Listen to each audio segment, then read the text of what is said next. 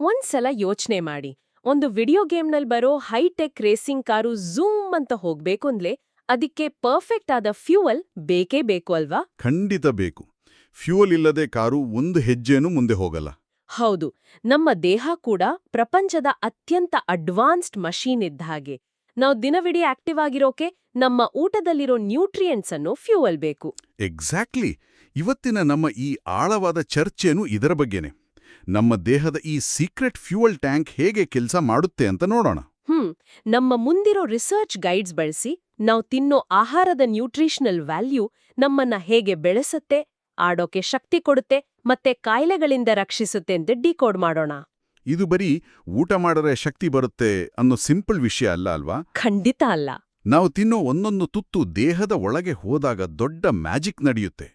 ನಮ್ಮ ಆಹಾರದಲ್ಲಿರೋ ಬೇರೆ ಬೇರೆ ಕೆಮಿಕಲ್ ಕಾಂಪೊನೆಂಟ್ಸ್ ಅಂದ್ರೆ ಈ ನ್ಯೂಟ್ರಿಯೆಂಟ್ಸ್ ದೇಹದ ಬೇರೆ ಬೇರೆ ಕೆಲಸಗಳನ್ನ ಹಂಚಿಕೊಳ್ತವೆ. ಓಕೆ, ಮೊದಲು ಶಕ್ತಿ ಬಗ್ಗೆನೇ ಮಾತಾಡೋಣ. ಮಕ್ಕಳು ಗ್ರೌಂಡ್ನಲ್ಲಿ ಕ್ರಿಕೆಟ್ ಅಥವಾ ಕಬಡ್ಡಿ ಆಡ್ಬೇಕು ಅಂದ್ರೆ ಫುಲ್ ಎನರ್ಜಿ ಬೇಕು. ಹೌದು, ಫುಲ್ ಎನರ್ಜಿ ಬೇಕೇ ಬೇಕು. ನಾವು ಊಟಕ್ಕೆ ಅನ್ನ ಅಥವಾ ಆಲೂಗಡ್ಡೆ ತಿಂದಾಗ ಆ ಶಕ್ತಿ ನಿಜವಾಗ್ಲೂ ಹೇಗೆ ಉತ್ಪತ್ತಿಯಾಗುತ್ತೆ? ಅದು ಹೊಟ್ಟೆಲಿ ಸುಮ್ನೆ ಕೂರೋದಿಲ್ಲ ಅಲ್ವಾ? ಇಲ್ಲವೇ ಇಲ್ಲ. ಅಲ್ಲಿಗೆ ಬರ್ತಿದೆ ನಮ್ಮ ಎನರ್ಜಿ ಗಿವಿಂಗ್ ಟೀಮ್. ಅನ್ನ, ಆಲೂಗಡ್ಡೆಯಲ್ಲಿ ಕಾರ್ಬೋಹೈಡ್ರೇಟ್ಸ್ ಮತ್ತೆ ಸ್ಟಾರ್ಚ್ ಇರುತ್ತೆ. ಓಹೋ, ಕಾರ್ಬೋಹೈಡ್ರೇಟ್ಸ್ ಮತ್ತೆ ಸ್ಟಾರ್ಚ್. ಹೌದು, ನಾವದನ್ನ ತಿಂದಾಗ ನಮ್ಮ ಡೈಜೆಸ್ಟಿವ್ ಸಿಸ್ಟಮ್ ಆ ಕಾರ್ಬೋಹೈಡ್ರೇಟ್ಸ್ ಅನ್ನ ಪುಟ್ಟ ಪುಟ್ಟ ಶುಗರ್ ಮಾಲಿಕ್ಯೂಲ್ಸ್ ಆಗಿ ಬ್ರೇಕ್ ಮಾಡುತ್ತೆ. ಅಂದ್ರೆ ಚಿಕ್ಕ ಚಿಕ್ಕ ಪೀಸಾ ಕಟ್ ಮಾಡುತ್ತಾ? ಎಕ್ಸಾಕ್ಟ್ಲಿ. ಈ ಮಾಲಿಕ್ಯೂಲ್ಸ್ ನಮ್ಮ ರಕ್ತದ ಮೂಲಕ ದೇಹದ ಪ್ರತಿಯೊಂದು ಸೆಲ್ಸ್ಗೆ ಹೋಗಿ ಒಂಥರ ಸ್ಪಾರ್ಕ್ ಪ್ಲಗ್ ತರ ಕೆಲಸ ಮಾಡಿ ಇನ್ಸ್ಟೆಂಟ್ ಆಗಿ ಶಕ್ತಿ ಕೊಡ್ತವೆ. ಇಂಟ್ರೆಸ್ಟಿಂಗ್. ಕಾರ್ಬೋಹೈಡ್ರೇಟ್ಸ್ ಸ್ಪಾರ್ಕ್ ಪ್ಲಗ್ ಆದ್ರೆ ಮನೆಯಲ್ಲಿ ಬಿಸಿ ಬಿಸಿ ದೋಸೆಗೆ ಹಾಕೋ ತುಪ್ಪ ಅಥವಾ ಬೆಣ್ಣೆ ಏನ್ ಕೆಲಸ ಮಾಡುತ್ತೆ? ಒಳ್ಳೆ ಪ್ರಶ್ನೆ. ಅದ್ರಲ್ಲಿರೋ ಫ್ಯಾಟ್ಸ್ ಕೂಡ ಇದೇ ರೀತಿ ಶಕ್ತಿ ಕೊಡುತ್ತಾ? ಹೌದು, ಅಂದ್ರೆ ಫ್ಯಾಟ್ಸ್ ಅನ್ನೋದು ಒಂಥರ ಹೆವಿ ಡ್ಯೂಟಿ ಬ್ಯಾಕಪ್ ಬ್ಯಾಟರಿ ಇದ್ದಾಗೆ.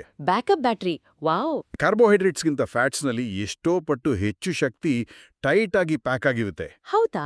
ಅಷ್ಟೇ ಅಲ್ಲ, ಈ ಫ್ಯಾಟ್ಸ್ ನಮ್ಮ ಚರ್ಮದ ಕೆಳಗಡೆ ಒಂದು ಲೇಯರ್ ಆಗಿ ಸ್ಟೋರ್ ಆಗುತ್ತೆ.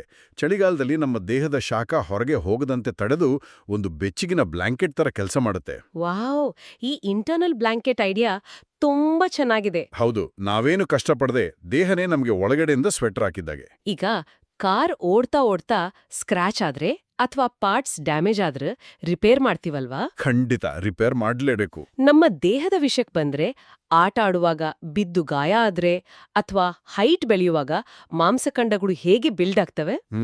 ಲೈಕ್ ಬೇಳೆ, ಪನೀರ್, ಹಾಲು ತಿಂದ್ರೆ ಮಸಲ್ಸ್ ಬರುತ್ತೆ ಅಂತಾರೆ. ಇದು ಹೇಗೆ ಸಾಧ್ಯ? ಇದು ನಮ್ಮ ಬಾಡಿ ಬಿಲ್ಡಿಂಗ್ ಟೀಮ್ನ ಕೆಲಸ. ಹಾಲು, ಮೊಟ್ಟೆ, ಪನೀರ್ ಮತ್ತೆ ದಾಲ್ನಲ್ಲಿ ಪ್ರೋಟೀನ್ಸ್ ಇರುತ್ತೆ. ಅಂದ್ರೆ ಈ ಪ್ರೋಟೀನ್ಸ್ ನಮ್ಮನ್ನ ಬೆಳೆಸುತ್ತಾ? ಹೌದು, ಈ ಪ್ರೋಟೀನ್ಸ್ ಅನ್ನ ಮಿಲಿಯನ್ ಗಟ್ಲೆ ಪುಟ್ಟ ಲೆಗೋ ಬ್ಲಾಕ್ಸ್ ಅಂತ ಅಂದ್ಕೊಳ್ಳಿ. ಓಹೋ, ಲೆಗೋ ಬ್ಲಾಕ್ಸ್, ಆಡೋ ಆಟದ ಸಾಮಾನು ತರ. ಎಕ್ಸಾಕ್ಟ್ಲಿ. ನಾವು ಓಡಾಡುವಾಗ ನಮ್ಮ ಮಾಂಸಖಂಡಗಳಲ್ಲಿ ಸಣ್ಣ ಪುಟ್ಟ ಟಿಯರ್ಸ್ ಅಥವಾ ಡ್ಯಾಮೇಜ್ ಆಡುತ್ತೆ. ಆಗ ಈ ಪ್ರೋಟೀನ್ಸ್ ಆ ಜಾಗಕ್ಕೆ ಹೋಗಿ ಒಂದಕ್ಕೊಂದು ಲಿಂಕ್ ಆಗಿ ಡ್ಯಾಮೇಜ್ ರಿಪೇರ್ ಮಾಡುತ್ತೆ ಅಂತ ಅಲ್ವಾ? ಕರೆಕ್ಟ್.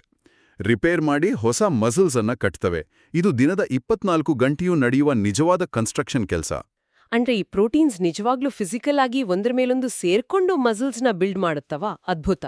ಹೌದು, ನಮ್ಮ ದೇಹದ ಕನ್ಸ್ಟ್ರಕ್ಷನ್ ವರ್ಕರ್ಸ್ ಇವರು. ಸರಿ, ಒಂದು ಹೈಟೆಕ್ ಮಷೀನ್ ಅಂದ್ಮೇಲೆ ಅದಕ್ಕೆ ಆಂಟಿವೈರಸ್ ಸಾಫ್ಟ್ವೇರ್ ಬೇಕು ಮತ್ತೆ ಕ್ಲೀನಿಂಗ್ ಸಿಸ್ಟಮ್ ಕೂಡ ಬೇಕು ಅಲ್ವಾ? ಖಂಡಿತ ಬೇಕು. ನಮ್ಮ ದೇಹಕ್ಕೆ ಈ ಸೆಕ್ಯೂರಿಟಿ ಯಾರು ಕೊಡ್ತಾರೆ? ಎಕ್ಸಾಕ್ಟ್ಲಿ, ಅದೇ ನಮ್ಮ ದೇಹದ ಪ್ರೊಟೆಕ್ಟಿವ್ ಟೀಮ್. ವೈಟಮಿನ್ಸ್ ಮತ್ತೆ ಮಿನರಲ್ಸ್ ನಮ್ಮ ದೇಹದ ಆಂಟಿವೈರಸ್ ಇದ್ದ ಹಾಗೆ. ಓ, ವೈಟಮಿನ್ಸ್ ಮತ್ತೆ ಮಿನರಲ್ಸ್. ಇವು ನಮಗೆ ಡೈರೆಕ್ಟ್ ಆಗಿ ಶಕ್ತಿ ಕೊಡಲ್ಲ, ಅದೇ ನಮ್ಮ ಬಾಡಿ ಸಿಸ್ಟಮ್ಸ್ ಪರ್ಫೆಕ್ಟ್ ಆಗಿ ಕೆಲಸ ಮಾಡೋಕೆ ಸಹಾಯ ಮಾಡ್ತವೆ. ಅಂದ್ರೆ ಹೆಲ್ತ್ ಕಾಪಾಡುತ್ತೆ. ಹೌದು. ಉದಾಹರಣೆಗೆ, ನಾವು ಅಡಿಗೆಗೆ ಬಳಸೋ ಅಯೋಡೈಸ್ ಸಾಲ್ಟ್ನಲ್ಲಿ ಅಯೋಡಿನ್ ಅನ್ನೋ ಮಿನರಲ್ ಇರುತ್ತೆ. ಉಪ್ಪಿನಲ್ಲಿ. ಇದು ನಮ್ಮ ಕತ್ತಿನ ಭಾಗದಲ್ಲಿರೋ ಥೈರಾಯ್ಡ್ ಅನ್ನೋ ಸ್ವಿಚ್ ಅನ್ನ ಕಂಟ್ರೋಲ್ ಮಾಡುತ್ತೆ. ದೇಹ ಎಷ್ಟು ವೇಗವಾಗಿ ಬೆಳೆಯಬೇಕು ಅನ್ನೋದನ್ನ ಡಿಸೈಡ್ ಮಾಡೋದೇ ಈ ಸ್ವಿಚ್. ವಾವ್, ಅಂದ್ರೆ ನಾವು ತಿನ್ನೋ ಹಣ್ಣುಗಳು, ಬಣ್ಣ ಬಣ್ಣದ ತರಕಾರಿಗಳು ಎಲ್ಲ ಈ ಆಂಟಿವೈರಸ್ ಅನ್ನ ಅಪ್ಡೇಟ್ ಮಾಡ್ತಾನೆ ಇರ್ತವೆ. 100% ಸತ್ಯ. ಹಣ್ಣು ಮತ್ತು ತರಕಾರಿಗಳು ನಮ್ಮ ಬಾಡಿ ಗಾರ್ಡ್ಸ್ ಇದ್ದಂತೆ. ಹಾಗಾದ್ರೆ ಕ್ಲೀನಿಂಗ್ ಸಿಸ್ಟಮ್ ಬಗ್ಗೆ ಹೇಳಿ. ಎಲ್ಲರೂ ನೀರು ಮತ್ತೆ ಡಯಟರಿ ಫೈಬರು ತುಂಬಾ ಮುಖ್ಯ ಅಂತಾರೆ. ಹೌದು. ಈ ಫೈಬರ್ ಅನ್ನ ಪೊರಕೆ ಅಂತಾರೆ. ಆದ್ರೆ ಅದು ಹೊಟ್ಟೆಯೊಳಗೆ ಹೇಗೆ ಕಸಗುಡಿಸುತ್ತೆ? ಒಳ್ಳೆ ಪ್ರಶ್ನೆ. ಡಯಟರಿ ಫೈಬರ್ ಅಂದ್ರೆ ರಫೆಜ್. ಇದು ನಾವು ಜೀರ್ಣ ಮಾಡ್ಕೊಳ್ಳಲಾಗದ ಸಸ್ಯದ ಭಾಗ. ಓಕೆ. ಇದು ನಮ್ಮ ಕರುಳಿನಲ್ಲಿ ಹೋಗುವಾಗ ಒಂದು ಸ್ಪಾಂಜ್ ತರ ನೀರನ್ನ ಹೀರಿಕೊಂಡು ಉಬ್ಬುಕೊಳ್ತದೆ. ಸ್ಪಾನ್ಸ್ ತರ. ಹೌದು, ಈ ಸಾಫ್ಟ್ ಆದ ಸ್ಪಾಂಜ್ ಹೊಟ್ಟೆಯ ಒಳಗಿರುವ ವೇಸ್ಟ್ ಅನ್ನ ಸುಲಭವಾಗಿ ಹೊರಗೆ ತಳ್ಳೋಕೆ ಸಹಾಯ ಮಾಡುತ್ತೆ. ಅದಕ್ಕೆ ಇದನ್ನ ಪೊರ್ಕೆ ಅನ್ನೋದು. ಕರೆಕ್ಟ್. ಇನ್ನು ನೀರು ಈ ಎಲ್ಲಾ ನ್ಯೂಟ್ರಿಯೆಂಟ್ಸ್ ಅನ್ನ ದೇಹದ ಮೂಲೆ ಮೂಲೆಗೆ ಸಾಗಿಸುವ ಟ್ರಾನ್ಸ್ಪೋರ್ಟ್ ಸಿಸ್ಟಮ್. ಇವೆರಡೂ ಇಲ್ಲದೆ ಕ್ಲೀನಿಂಗ್ ಮತ್ತು ಡೆಲಿವರಿ ಅಸಾಧ್ಯ. ಓಕೆ, ಹಾಗಾದ್ರೆ ಫ್ಯಾಟ್ಸಿಂದ ಅಷ್ಟು ಶಕ್ತಿ ಸಿಗುತ್ತೆ ಅಂದ್ಮೇಲೆ ಬರೀ ಸ್ವೀಟ್ಸ್ ಅಥವಾ ಬೆಣ್ಣೆ ತಿಂದು ತರಕಾರಿ ಅಥವಾ ಬೇಳೆ ತಿಂದೇ ಇದ್ರೆ ಏನಾಗುತ್ತೆ? ಅದು ದೊಡ್ಡ ಸಮಸ್ಯೆಯಾಗತ್ತೆ. ಯಾಕೆ? ನಾವು ಎಲ್ಲವನ್ನೂ ತಿನ್ಬೇಕು. ಕಾರಿಗೆ ಬರೀ ಪೆಟ್ರೋಲ್ ಹಾಕಿ ಇಂಜಿನ್ ಆಯಿಲ್ ಹಾಕಿಲ್ಲಂದ್ರೆ ಏನಾಗುತ್ತೆ? ಇಂಜಿನ್ ಸೀಸ್ ಆಗತ್ತಲ್ವಾ? ಹೌದು, ಕಾರ್ ಕೆಟ್ಟೋಗುತ್ತೆ. ಹಾಗೇನೆ ಕೇವಲ ಒಂದೇ ರೀತಿಯ ಆಹಾರ ತಿಂದ್ರೆ ದೇಹದ ಬೇರೆ ಬೇರೆ ಕೆಲಸಗಳಿಗೆ ಟೂಲ್ಸ್ ಸಿಗೋದಿಲ್ಲ. ಆಗ ನಮಗೆ ಡೆಫಿಷಿಯನ್ಸಿ ಡಿಸೀಸಸ್ ಬರ್ತವೆ. ಓ, ಡೆಫಿಷಿಯನ್ಸಿ ಡಿಸೀಸಸ್ ಅಂದ್ರೆ ವಿಟಮಿನ್ ಅಥವಾ ಮಿನರಲ್ ಕೊರತೆಯಿಂದ ಕಾಯಿಲೆಗಳು ಶುರುವಾಗ್ತವೆ. ಅರ್ಥ ಆಯ್ತು. ಒಬ್ಬ ಚಾಂಪಿಯನ್ ಆಗಿ ಆಕ್ಟಿವ್ ಆಗಿರಬೇಕು ಅಂದ್ರೆ ಪ್ರತಿದಿನ ಸ್ಪಾರ್ಕ್ ಪ್ಲಗ್, ಲೆಗೋ ಬ್ಲಾಕ್ಸ್ ಮತ್ತೆ ಆಂಟಿವೈರಸ್ ಎಲ್ಲವೂ ಸೇರಿರೋ ಬ್ಯಾಲೆನ್ಸ್ಡ್ ಇಂಟೇಕ್ ಬೇಕೇ ಬೇಕು. ಕರೆಕ್ಟ್. ನಮ್ಮ ಪ್ಲೇಟ್ನಲ್ಲಿ ಶಕ್ತಿ ಕೊಡೋ ಅನ್ನ, ಬಿಲ್ಡಿಂಗ್ ಕಟ್ಟೋ ಡಾಲ್, ಆಂಟಿವೈರಸ್ ತರ ಕಾಪಾಡೋ ತರಕಾರಿ ಮತ್ತೆ ಕ್ಲೀನ್ ಮಾಡೋ ಫೈಬರ್ ಎಲ್ಲವೂ ಇರಬೇಕು. ಹೌದು. ಈ ಎಲ್ಲ ನ್ಯೂಟ್ರಿಯೆಂಟ್ಸ್ ನಮ್ಮ ದೇಹದಲ್ಲಿ ಎಷ್ಟು ಅದ್ಭುತವಾಗಿ ಕೆಲಸ ಮಾಡ್ತವೆ ಅನ್ನೋದನ್ನ ಇವತ್ತಿನ ಸೋರ್ಸಸ್ ಇಂದ ಕ್ಲಿಯರ್ ಆಗಿ ತಿಳ್ಕೊಂಡ್ವಿ. ಖಂಡಿತ. ನಮ್ಮ ದೇಹ ಈ ಆಹಾರದಲ್ಲಿರೋ ಕೆಮಿಕಲ್ಸ್ ಅನ್ನ ಬೇರ್ಪಡಿಸಿ ಅದಕ್ಕೆ ತಕ್ಕ ಕೆಲಸ ಕೊಡೋ ರೀತಿ ನಿಜಕ್ಕೂ ಒಂದು ಇಂಜಿನಿಯರಿಂಗ್ ಮ್ಯಾಜಿಕ್. ಹೌದು.